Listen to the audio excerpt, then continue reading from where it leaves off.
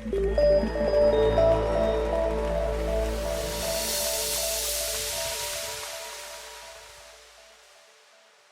you've ever peered into a fishbowl and come eye to glassy eye with a goldfish, you could be forgiven for wondering if we have much to learn from fish. But what if I told you about a fish with such extraordinary adaptations that they're almost superpowers? A fish that grows to be the size of a school bus on a diet of some of the smallest things that live in the ocean. And that fish has survived on this planet for more than 70 million years, since T-Rex was stomping around on the land. Would you think we could learn something from that kind of fish? The fish I'm talking about is the world's largest, and to me most amazing. It's the whale shark. I've been studying this species for 15 years, and the discoveries that my colleagues and I have made have been a thrill. But along the way, whale sharks have taught me a thing or two that I think we could all benefit from. So here then are 5 life lessons from the world's biggest fish. Lesson 1, cultivate thick skin. If you thought that the thickest skin in the animal kingdom belonged to elephants or rhinos, you guessed incorrectly. It belongs to whale sharks. Over their back, their skin can be as much as 5 inches thick, and it has the consistency of vulcanized rubber. It's got a tough surface layer of bony scales that has the texture of sandpaper, and along with their singular size, it makes up their biggest defense against predators. When you're that big, anything that wants to eat you is going to have a hard time fitting you in their mouth. And anything that wants to bite off a chunk is just going to get a mouthful of gristle if they can get through that tough surface layer at all. One of the ways that whale sharks deploy this amazing skin is to just ignore the haters. Because whale sharks are constantly surrounded by a cadre of other smaller species like these remoras that are constantly trying to get a free meal or a free ride at the fins of their bigger partner. But for the most part, whale sharks simply ignore them, safe in the knowledge that that incredible skin makes them immune from all these other species that would like to get a piece of them. I think we could all use a little bit more of that in our lives as we navigate the various stresses and psychological assaults that life throws at us. You don't have to have offensive weapons like huge teeth or a nasty attitude to protect yourself. What if instead you just developed really thick skin so that essentially any insult would roll right off? Imagine the confidence and self-esteem you'd be developing, just like a whale shark. Lesson 2, chill. This part's going to sound a little bit unkind, but I just have to say it. Whale sharks are kind of lazy. This species lives its entire life in first gear. But it doesn't stem from any kind of ennui about life in a featureless blue ocean. No, whale shark laziness is deceptive, because whale shark laziness is really extreme efficiency in disguise. The gentle sweep of their tail belies economy of motion. They're actually moving much faster than you think. Trust me, it can be awfully hard for we flailing humans to keep up with them. How do they make it look so easy?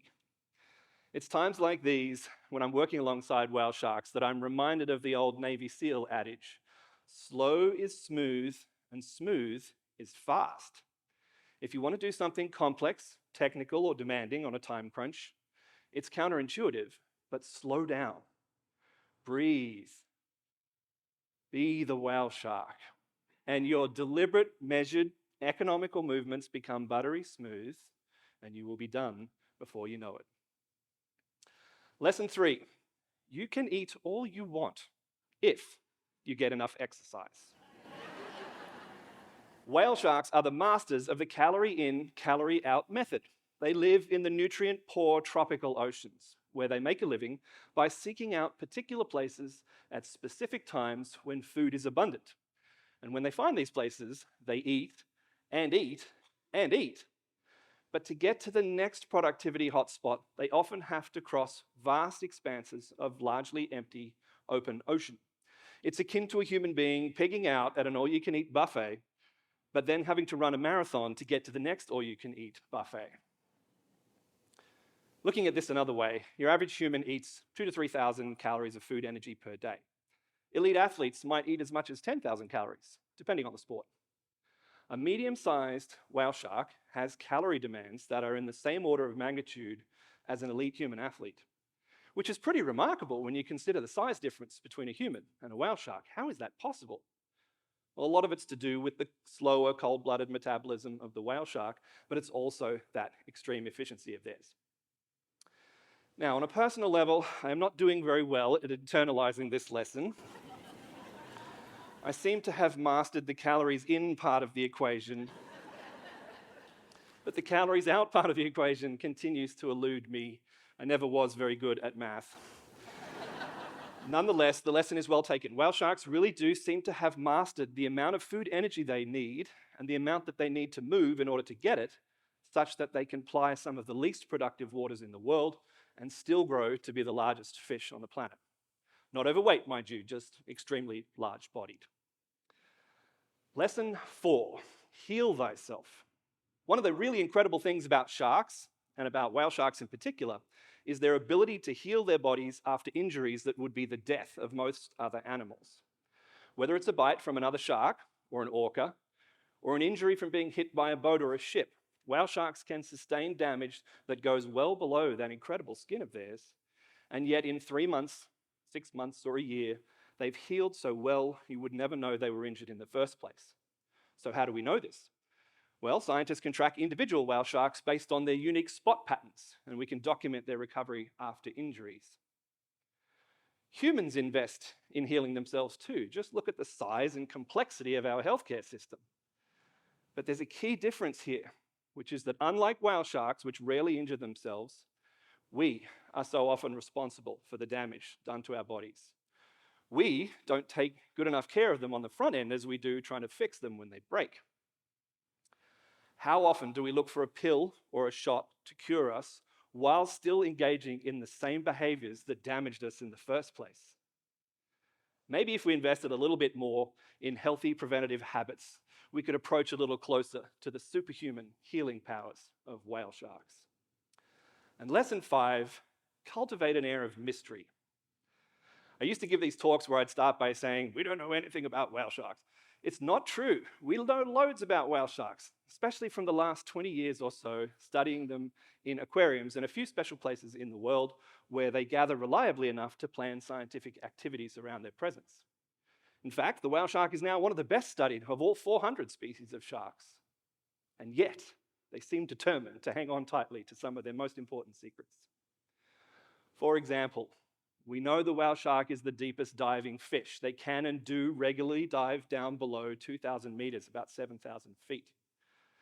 I think they probably dive a lot deeper than that, but there hasn't been a tag invented yet that can reliably keep up with them on that kind of journey. Such are the crushing pressures of the deep ocean. How and why whale sharks would do this remains a complete mystery. Similarly, we know only one place in the world they mate, that's St. Helena in the South Atlantic. No one's ever filmed it. We know they can have upwards of 300 adorable mini-me babies, but finding baby whale sharks in the open ocean is a vanishingly rare event. I find it incredible that the largest fish that has ever lived on this planet goes completely missing for the first 10 or so years of its life. How might this lesson of cultivating an air of mystery translate to we humans? Well, perhaps we don't have to share every thought on Twitter, every meal on Instagram, and every kid's achievement on Facebook. If we could quiet the social media white noise a little bit, then perhaps the fine ancient art of getting to know one another gradually might become an altogether more gratifying experience. On the face of it, taking life advice from a fish might seem absurd.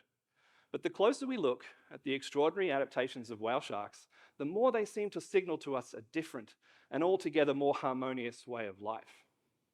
And here's the thing, I'm making a big deal out of the world's biggest fish today, but they share the ocean with perhaps 2 million other species.